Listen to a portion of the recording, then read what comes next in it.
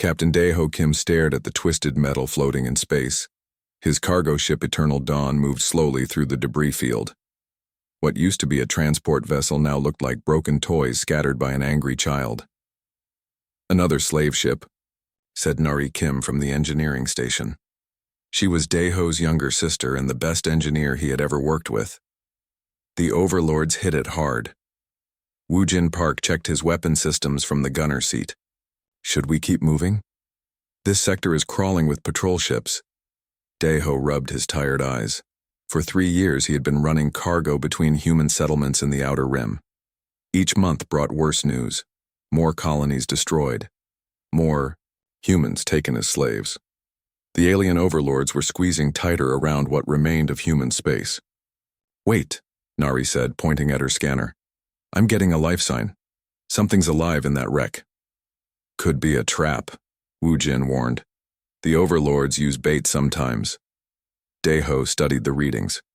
1 weak signal, barely breathing. No. If it was a trap, they would use stronger signals. Multiple ones. This looks real. The Eternal Dawn was not a warship. She was built for carrying supplies between the scattered human worlds that still fought for freedom. Her hull was scarred from close calls with alien patrol ships. Her engines made strange noises that Nari said were normal, but sounded wrong to everyone else. "Take us in closer," Daeho ordered. Nari guided the ship toward the largest piece of wreckage. Through the view screen, they could see inside the broken hull. Bodies floated in the darkness. Most were human, but some belonged to other species that the overlords had enslaved. "There," Nari pointed. "Emergency pod. Still sealed." Daeho suited up and crossed to the wreck. The emergency pod was barely working. Inside, he found something he had never seen before. The being was tall and thin, with pale blue skin that looked almost transparent. Its head was larger than a human's, and its eyes were closed. Strange markings covered its arms like tattoos that moved and shifted. The being was not one of the brutal reptilian overlords who ruled this part of space. Daeho had seen plenty of those monsters. This creature looked peaceful, almost fragile. "What is it?" Nari asked through the comm. "I don't know, but it's not one of them." Daeho carefully moved the unconscious being to the Dawn's medical bay. Back on the ship, they examined their unexpected guest. The being was male, though his features were soft and gentle. His breathing was steady but weak. The moving markings on his skin seemed to pulse with a faint light. "I've never seen anything like this," Nari said, checking the medical scanners. "His brain activity is off the charts. It's like he's thinking even while unconscious." The being's eyes opened suddenly. They were large and completely silver, like mirrors. He tried to sit up but was too weak. "Easy," Daeho said, holding up his hands to show he meant no harm. "You're safe now." The being stared at him for a long moment.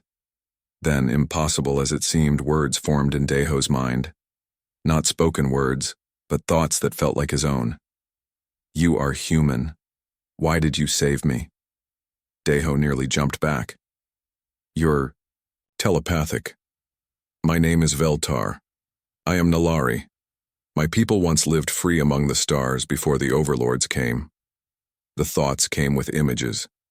Beautiful crystal cities, peaceful beings working together. Then darkness, fire, and death. "The overlords destroyed your world?" "They destroyed everything.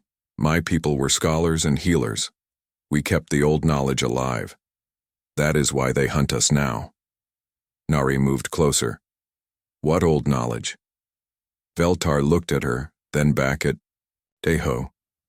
"There are things the overlords fear, ancient devices left by races that came before. My people were the guardians of such secrets." "What kind of devices?" Daeho asked. "The Genesis core, hidden in the ruins of my homeworld. It has the power to bring life back to dead worlds, to heal what has been poisoned, to restore what has been destroyed." Woojin had been listening from the doorway. "Sounds too good to be true." "It is true," Veltar insisted. "But it comes with a price. The core chooses who can use it. Only those with pure hearts can awaken its power." Before Daeho could ask more questions, Alarms began screaming throughout the ship. Nari ran to her station and checked the sensors. 3. Ships coming fast. Overlord designs. Can we outrun them? Deho asked. Not a chance. They're faster and heavily armed. The view screen lit up with the image of an Overlord commander. The creature's scaled face was hideous, with small red eyes and a mouth full of sharp teeth. When it spoke, its voice was like grinding metal. Human vessel, you will stop immediately. Prepare to be boarded. Deho had dealt with overlords before. They never gave warnings unless they wanted something specific. This is Captain Kim. What do you want? We know you have taken something that belongs to us. Return our property, and you may die quickly. Deho looked at Veltar, who had gone very pale. They're after you. I escaped from their slave pits. 3 days ago, I thought I had gotten away. The Overlord commander continued. You have 1 minute to comply. If you do not surrender the Nalari, we will destroy your ship and every human settlement within 10 light years. Nari grabbed her brother's arm. We can't give him up. You've seen what they do to their slaves. Wujin checked his weapons. We could fight. Maybe take one of them down before they get us. And then they destroy human colonies because of what we did. Deho said quietly. Veltar struggled to stand. Give me to them. I will not let innocent humans die for my freedom. Deho stared at the alien being. In those silver eyes he saw something he recognized, the same thing he saw in the mirror every morning. Someone who would do anything to protect the people he cared about.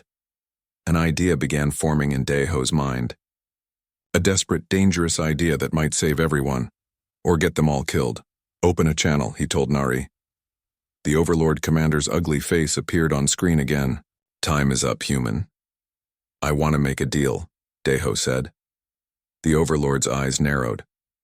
Humans do not make deals with their superiors. This one does. I'll give you the Nalari. But I want something in return. You are in no position to bargain. Maybe not, but I know something you don't know. Deho took a deep breath. This Nalari knows the location of something called the Genesis Core, an ancient device with incredible power. The Overlord's expression changed. Greed replaced anger in those red eyes. You lie. Ask him yourself. But here's my offer. I give you the slave now. You give me the coordinates to his homeworld in 30 days. I'll bring you the Genesis Core. And if you fail, then you can destroy every human world in this sector, just like you planned. The Overlord was quiet for a long moment. Finally, he smiled, showing all those terrible teeth. 30 solar cycles. If you fail to deliver this device, every human in this sector dies slowly. Deal. Nari and Wujin stared at their captain in horror as the Overlord ships moved alongside the Eternal Dawn. The docking bay of the Overlord ship smelled like death and metal. Deho walked beside 2 armed guards, their weapons pointed at his back. Behind them, more guards dragged Veltar in heavy chains. The Nalari had not spoken since the transfer began. His silver eyes stared straight ahead, but Deho could feel something strange in his mind, a tiny whisper that felt like thoughts that were not his own. Do not fear for me, human. Your plan is clever, but the price may be too high. Deho tried not to react. Veltar was still connected to his mind somehow. They entered a massive chamber filled with trophies from conquered worlds. Skulls from dozens of species lined the walls. In the center sat Overlord Kethmore on a throne made from the bones of his enemies. Kethmore was larger than most of his kind. His scales were black as space, and scars covered his arms and face. Red eyes studied Deho like a predator sizing up prey. So this is the human who thinks he can bargain with gods, Kethmore said. His voice echoed in the chamber. I brought you what you wanted, Deho replied, trying to keep his voice steady. Yes. The last free Nalari in this sector. Kethmore stood and walked toward Veltar. Do you know what makes your people so special, little one? Veltar said nothing. Your minds. So useful for extracting information. So entertaining to break. The Overlord grabbed Veltar's chin with clawed fingers. You will tell me everything about this Genesis Core before I am done with you. Deho stepped forward. We had a deal. I gave you the slave. Now give me what I need to find the device. Kethmore laughed. Humans are so impatient. Very well.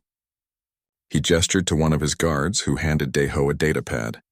The coordinates to the dead world of Nullar Prime. What remains of it after we finish strip mining the planet? Kethmore's eyes gleamed. 30 cycles, human. Bring me the Genesis core, or watch your species burn. And if I succeed, then you will have earned the right to serve me for the rest of your short life. Deho looked at Veltar one last time. The Nulari's thoughts touched his mind again. The small device in your left pocket. Place it on the wall as you leave.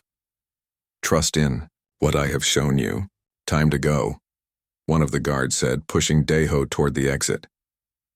As they walked through a narrow corridor, Deho pretended to stumble against the wall. His hand brushed against the cold metal, and he felt a tiny click as the neural transmitter Veltar had given him attached itself. Back on the Eternal Dawn, Nari and Wu Jin waited in angry silence. As soon as the docking clamps released, Nari exploded. How could you do that? You just handed an innocent being over to monsters. You don't understand, Deho began. I understand plenty, she shot back. My brother just became a slave trader, to save his own skin. Wu Jin crossed his arms. Those things they'll do to him. I've heard the stories. Deho activated the ship's privacy screen and turned to face his crew. Veltar gave me this. He pulled out a small device that blinked, with a steady red light. What is it? Nari asked. A neural transmitter. It's attached to the Overlord ship. We can track Veltar anywhere in the galaxy. So what? We can't rescue him from a fortress ship with our cargo hauler. We're not going to rescue him.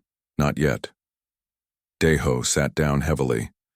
Veltar did something to my mind before we were separated. He transferred information about the Genesis core directly into my thoughts. Nari stared at her brother. That's impossible. The Nulari are telepathic. They can share memories, knowledge, even experiences. Deho touched his temple. I know things now that I didn't know an hour ago. I know where the Genesis core is hidden. I know how it works. And I know why the Overlords can never use it. Why? Wu Jin asked. Because the device only responds to someone with a pure heart. Someone willing to sacrifice everything for others. The Overlords have built their entire civilization on cruelty and selfishness. They can't even touch the core without it rejecting them. Nari moved closer to her brother. But you can use it? Maybe. I don't know. But I do know that if we can get it, we have a chance to change everything. Not just save the human colonies, but free every slave in Overlord space. It sounds too good to be true, Wu Jin said. Veltar's people guarded this secret for thousands of years. They died rather than let the Overlords have it.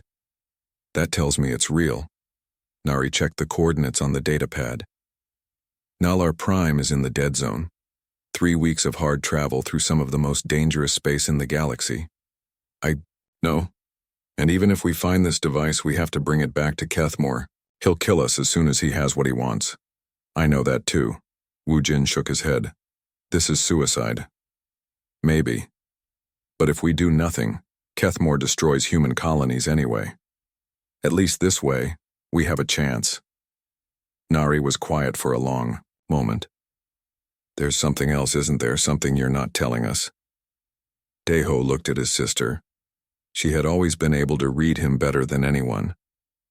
Veltar showed me more than just information about the core.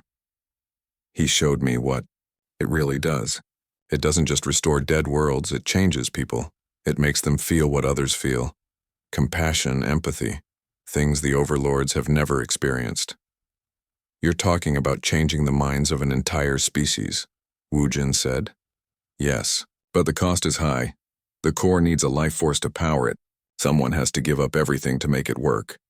Understanding dawned in Nari's eyes. You knew this when you made the deal with Kethmore, I suspected.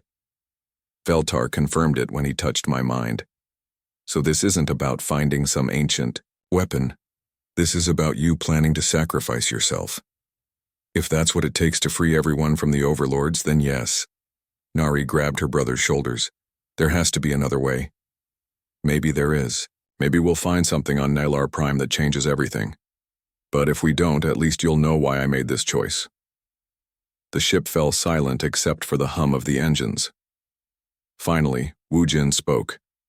If we're going to do this insane thing, we need supplies, and weapons, and probably a way to get off that dead planet once we find what we're looking for. Nari wiped her eyes and nodded. I can upgrade the shields and engines, maybe rig some better sensors for scanning underground.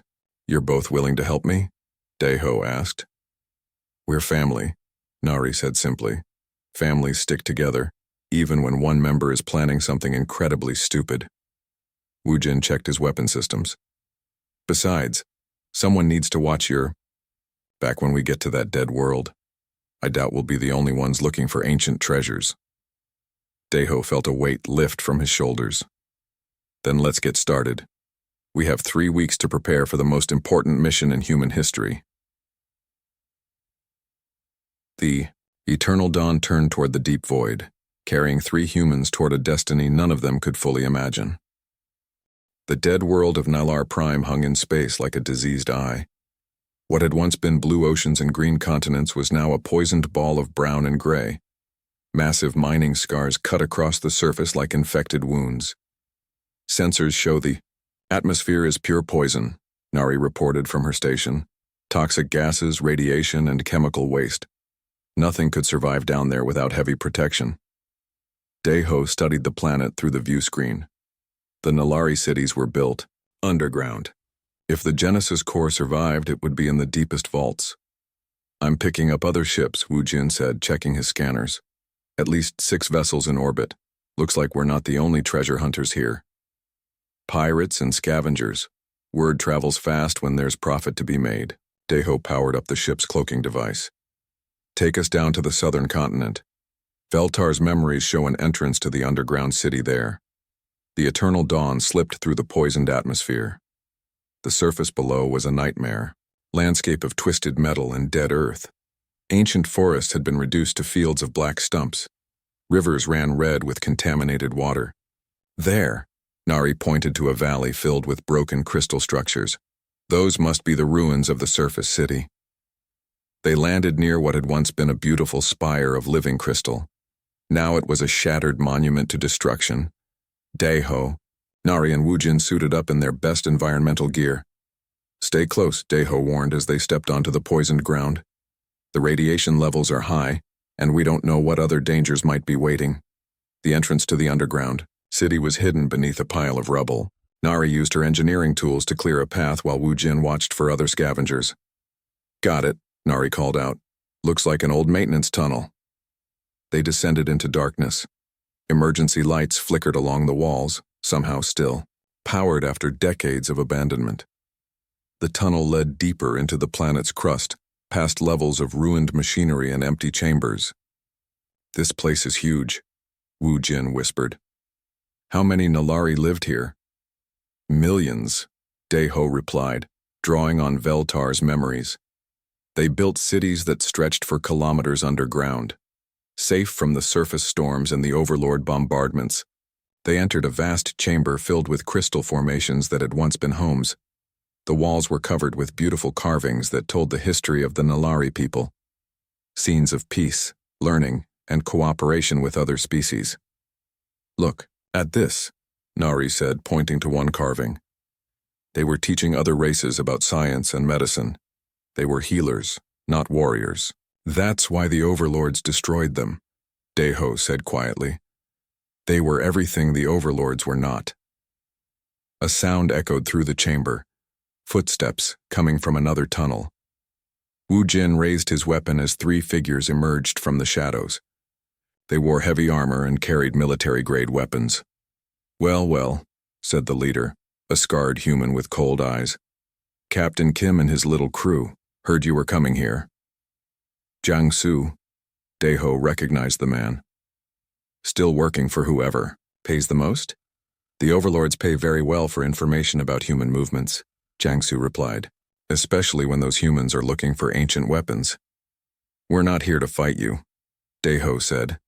Good, because you'd lose. Jiangsu gestured with his weapon. Move along. We were here first. The planet's big enough for all of us. Not when there's only one Genesis core to be found. Wu Jin tensed, ready to draw his weapon, but Deho held up a hand. Let's go. We don't have time for this. They moved deeper into the city, leaving Jiangsu and his men behind. But Deho knew they would be trouble later. Another tunnel, Nari said, pointing to a passage marked with different symbols. These carvings look older. They are, Deho confirmed. Veltar's people weren't the original builders. This city was built on top of something much older. The tunnel led to chambers carved from solid rock instead of crystal. The air felt different here, heavier somehow. Ancient machines lined the walls, their purpose unclear, but their design beautiful. Motion sensors, Wu Jin warned. Something's still active down here. Light panels flickered to life as they passed. Then came a sound like singing, but not quite music. The walls themselves seemed to be humming. Automated defenses, Nari said, studying her scanner. But they're not attacking us. They're just watching. The ancient builders programmed them to test visitors, Deho explained. They want to know if we're worthy of going deeper. They reached a circular chamber with passages leading in 6 directions. In the center stood a pedestal with a crystal screen that showed images of different species. Humans, Nalari, and dozens of others they didn't recognize. It's a test, Deho realized. We have to choose which path to take. How do we know which one is right? Nari asked. Deho closed his eyes and reached into Veltar's memories. The Nalari had been here before, generations ago. They had learned the secret from the ancient builders. The path that leads to sacrifice, he said, touching the screen. The builders valued life above all else. Only those willing to give everything for others could reach the core. The screen pulsed with light, and one of the passages opened. But as they moved toward it, they heard weapons fire from behind. Jiangsu and his men had found them. Move, Wu Jin shouted, pushing Nari toward the open passage. I'll hold them off. No, Deho said. We stay together. Jiangsu and his mercenaries entered the chamber, their weapons raised. End of the line, Kim. Tell us where the core is, and maybe we'll make it quick. I don't know where it is, Deho lied. Then you're no use to us. Jiangsu aimed his rifle at Nari. But maybe your sister's death will change your mind. Wu Jin moved faster than anyone expected. His shot took down one of Jiangsu's men before they could react. The chamber erupted in gunfire as both groups took cover behind the ancient machines. The passage, Deho shouted to Nari. Get to the passage. But the tunnel was closing. The ancient defenses had detected violence in the sacred chamber and were sealing it off. Nari dove through the closing entrance just as it sealed shut. Deho and Wu Jin were trapped in the chamber with Jiangsu and his remaining man. Looks like it's just us now, Jiangsu said with a cold smile. And I have more ammunition than you do. Maybe, Deho replied. But I have something you don't. What's that? I know what the ancient builders really wanted. Deho stepped out from cover, his hands raised. They didn't hide the core to keep it safe from people like you. They hid it to keep it safe from people like the overlords. What are you talking about? The core doesn't just restore dead worlds. It changes the hearts of those who use it. It forces them to feel compassion, to care about others, something you've never done in your life. Jiangsu laughed. You're talking about fairy tales. Am I? Deho looked at the crystal screen, which was still showing images of different species working together. Look around you. This entire chamber is a testament to cooperation, to sacrifice for the greater good. Enough talk. Jiangsu raised his weapon. Tell me where the core is or die. I'll do better than that, Deho said. I'll show you. He touched the crystal screen again, and another passage opened. This one led deeper into the planet's core, where the temperature readings showed dangerous levels of heat. The core is down there, Deho said. But the path is dangerous. The ancient builders made sure only those with pure intentions could survive the journey. Jiangsu hesitated. Greed warred with caution in his eyes. Fine, he said finally. You lead. But if this is a trick, you and your friend die first. They entered the new passage, leaving the beautiful chamber behind. The path ahead led deeper into darkness, toward a destiny none of them could fully imagine. On the other side of the sealed tunnel, Nari pressed her hands against the crystal barrier and watched her brother disappear into the depths of the ancient city. The Genesis core sat in the center of Kethmore's throne room like a trapped star. The crystal device pulsed with inner light, casting strange shadows on the walls covered with trophies of conquest. Daeho and Wu Jin stood under heavy guard, while the Overlord examined their prize. So small, Kethmore said, walking around the core. This tiny thing is supposed to have the power of gods? Looks can be deceiving, Daeho replied. 3 weeks had passed since they left the ruins of Nalar Prime. The journey back to Kethmore's fortress ship had been dangerous, with pirates and Overlord patrols hunting them at every turn. But they had made it with the Genesis core intact. Now came the hardest part of Daeho's plan. Where is the Nalari? Daeho asked, looking around the throne room. Safe, Kethmore said with a cruel smile. Though not comfortable. We have learned much from him during your absence. The Overlord gestured to his guards, who dragged in a figure that barely looked alive. Veltar's pale blue skin was covered, with scars and burns. His silver eyes were dim with pain, but they still held a spark of defiance.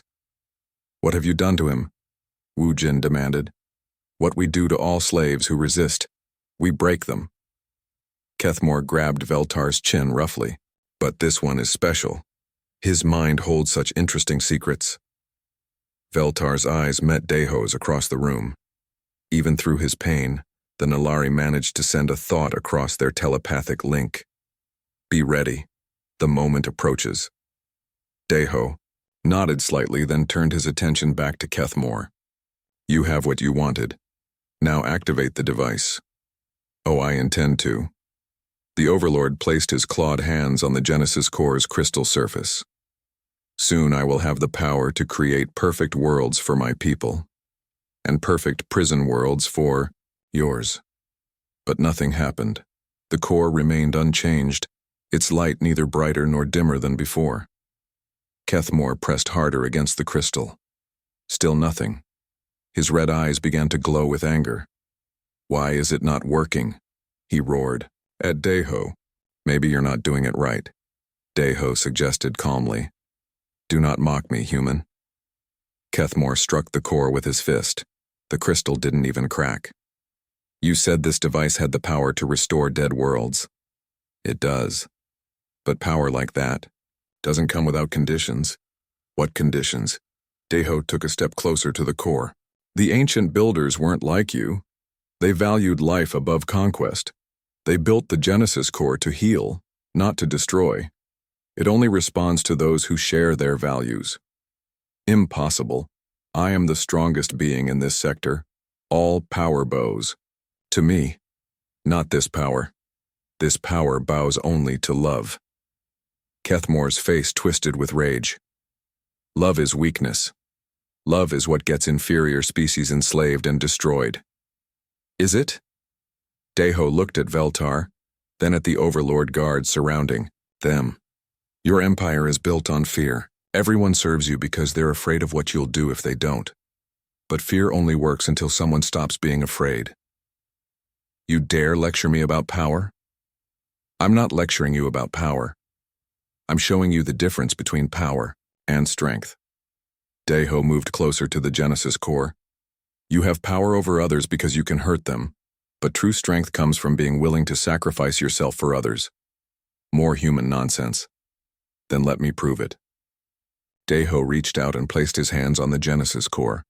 The moment his skin touched the crystal, the device erupted with brilliant light. Energy flowed through Daeho's body like liquid fire. He could feel the core responding to something. Deep inside him, something that Kethmore could never possess. The willingness to give everything for others. Impossible, Kethmore whispered, backing away from the blazing core. The light grew brighter, filling the entire throne room. But this was not the harsh light of weapons or destruction. It was warm, gentle, alive with compassion and hope. You cannot use it, Deho said, his voice growing stronger as the core's power flowed through him. None of your kind can, because you've never felt what it means to love someone more than yourself. Guards, Kethmore shouted. Kill him. Kill them all. But the Overlord soldiers were staring at the core in wonder. The light was doing something to them, awakening feelings they had never experienced. For the first time in their lives, they felt the pain of their victims. They felt the weight of all the suffering they had caused.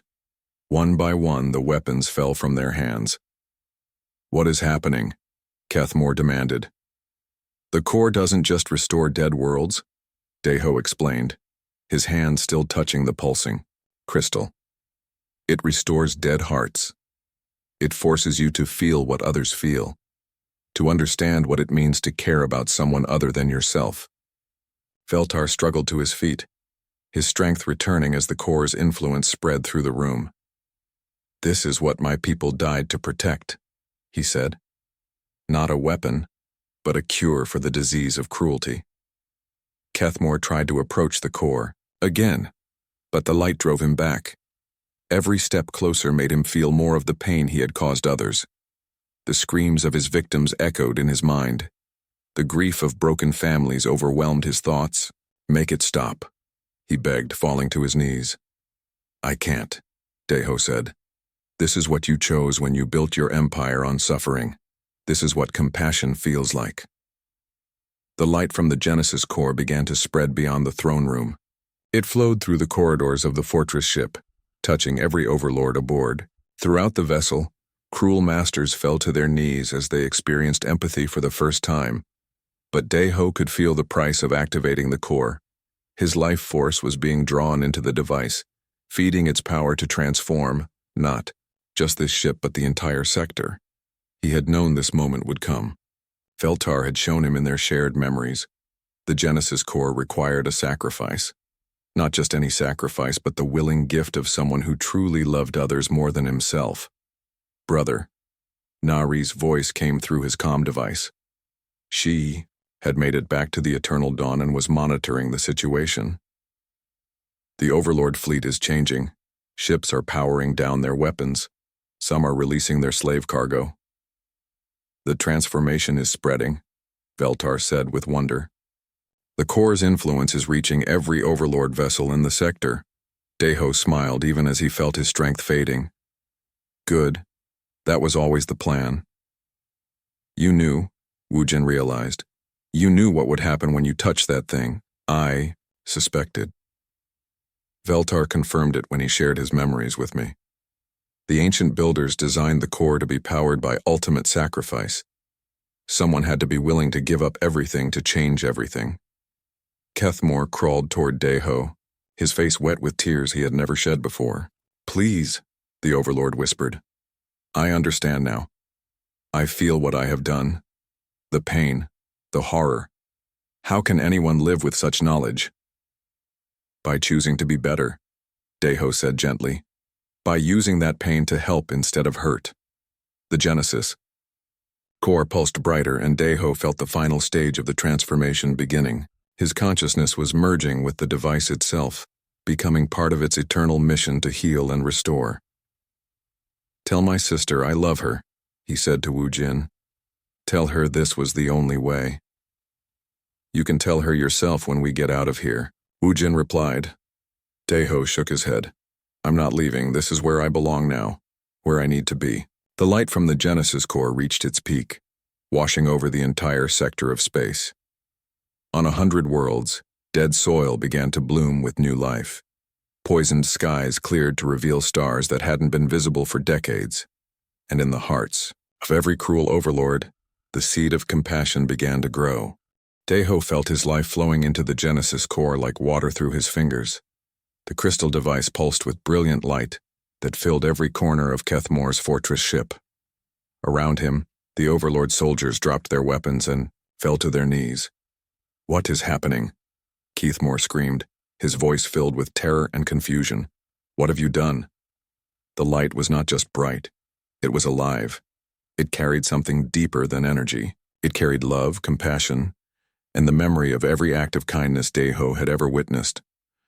The overlords, who had never felt such emotions, were overwhelmed by sensations they could not understand. "I'm giving them what they never had," Deho said, his voice growing weaker as the core drew more of his life force. "I'm showing them what it means to care about others." Kethmore clutched his head as alien thoughts flooded his mind.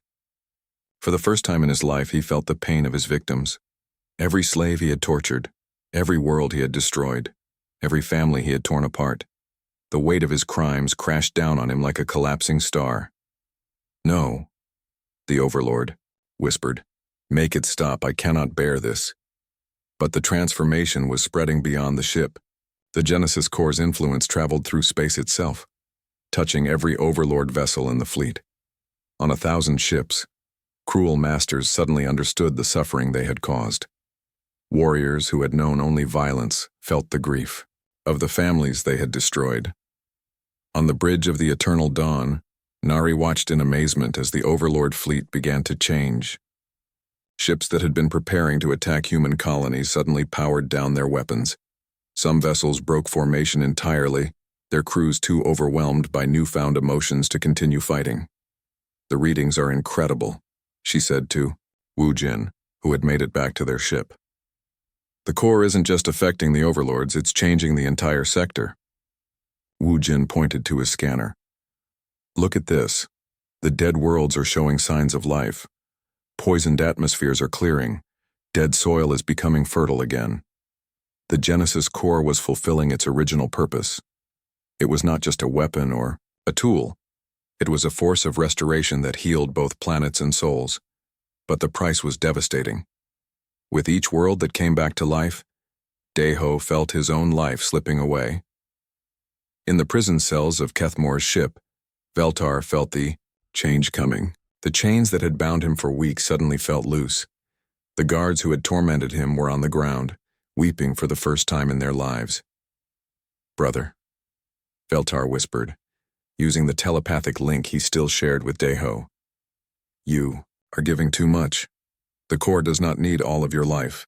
"Yes, it does," Deho replied through their connection. "Someone has to pay the price for real change. Someone has to show them that love is stronger than hate." Veltar understood. The Genesis core had been built by a race that valued sacrifice above all else. It required not just life energy, but the willing sacrifice of someone who truly loved others more than themselves. Only such a pure offering could power the transformation of an entire galactic civilization. Kethmore crawled toward Deho, his massive frame shaking with sobs. "Please," the Overlord begged. "I understand now. I feel what I have done. The pain, the suffering. How do you live with such knowledge?" "By choosing to be better," Deho said gently. "By using that pain to help others instead of causing more." Around them, the fortress ship was transforming. The walls covered with trophies of conquest began to crack and crumble. The weapons designed for destruction sparked and died. Even the ship's structure was changing, becoming something more like a rescue vessel than a warship. Throughout the galaxy, the wave of transformation continued. On slave worlds, the Overlord masters released their captives and begged for forgiveness. On conquered planets, occupying forces abandoned their post to help rebuild the communities they had destroyed. Species that had been enemies for centuries suddenly saw each other as brothers and sisters. "The change is happening everywhere," Nari reported, tears streaming down her face as she watched her brother sacrifice himself. "Human colonies are reporting that their Overlord attackers have surrendered. They're asking how they can help repair the damage they've caused." The Genesis core pulsed one final time, and Deho collapsed. But he did not die. Instead, his consciousness merged with the device itself, becoming part of its eternal purpose. He could feel every world the core had touched, every heart it had changed, every life it had saved. "I'm still here," he told Nari through the ship's communication system. "Not the same way as before, but I'm still here." Nari pressed her hands against the core's crystal surface. "Can you come back?" "No, but I don't need to. This is where I belong now." helping to guide the galaxy towards something better. Veltar, now free from his chains, approached the core with reverence. "Your brother has become something wonderful," he told Nari. "He is now the guardian of peace for all worlds." Kethmore, transformed by his newfound compassion, knelt before the core. "What can I do to make amends? How can I repair the damage I have caused?" "Start by freeing every slave in your empire." Deho's voice came from the core. "Then help them rebuild their worlds. Use your ships to carry supplies instead of weapons. Turn your soldiers into protectors instead of conquerors." The Overlord nodded, his red eyes now filled with tears instead of cruelty. "It will be done. Everything will be done." Months later, the galaxy was unrecognizable. Former slave worlds had become thriving centers of learning and cooperation. Species that had been enemies worked together to heal the damage of centuries of war. The Overlords, transformed by their experience with the Genesis core, became the most devoted protectors of peace. Nari took command of the Eternal Dawn, now serving as an ambassador between worlds. She carried supplies to rebuild damaged planets and helped coordinate the massive effort to restore the galaxy's poisoned ecosystems. Wu Jin led a new defense force made up of former enemies working together. Their job was not to conquer but to protect. They made sure that no world would ever again suffer the way humanity had suffered under the Overlords. Veltar returned to the ruins of his homeworld, but not to mourn. The Genesis core's power had restored Nalar Prime to its former beauty. Crystal cities rose from the poisoned earth, and the Nalari people, freed from slavery across the galaxy, came home to rebuild their civilization. In the deepest vault of the restored city, the Genesis core continued to pulse with gentle light. Deho's consciousness lived within it, watching over the galaxy he had saved. Sometimes those who visited the shrine could hear his voice offering guidance and wisdom. "True strength," he would tell them, "comes not from the power to destroy but from the courage to sacrifice everything for love." And across the galaxy, on 1,000 worlds where former slaves and former masters worked side by side, those words became the foundation of a new age of peace and cooperation. The Overlords still existed, but they were no longer overlords. They were guardians, protectors, and friends.